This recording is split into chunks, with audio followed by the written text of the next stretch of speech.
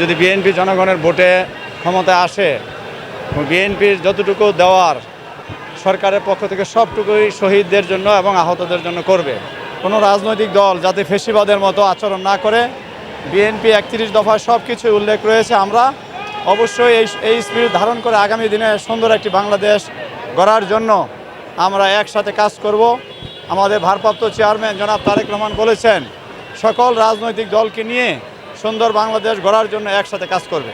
বর্তমান যে পরিস্থিতি, বাংলাদেশের সকল রাজনৈতিক দল নির্বাচনমুখী, কিন্তু দু একটি রাজনৈতিক দল এই 24-এর আন্দোলনকে তাদের বলে প্রপাগান্ডা চালাচ্ছে এবং তারা তাদের রাজনৈতিক স্বার্থে ব্যবহার করার চেষ্টা করছে। আসলে এটা শুধু একটি রাজনৈতিক দলের বিষয় না, এটা সারা বাংলাদেশের জনগণ, কৃষক, ছাত্র, যুবক, জনতা সবাই মিলে এই 24-এর আন্দোলনে সবাই অংশগ্রহণ করেছে। আপনারাও করেছেন, সাধারণ পথচারী সব ধরনের মানুষ এখানে অংশগ্রহণ করেছে। অতএব এটা কারো ব্যক্তিগতভাবে এই স্পিরিটটাকে বা এই শহীদ যে হয়েছে, নিহত হয়েছে, আহত হয়েছে, এটা নিজেদের ব্যক্তিগত স্বার্থে যাতে কেউ ব্যবহার না করে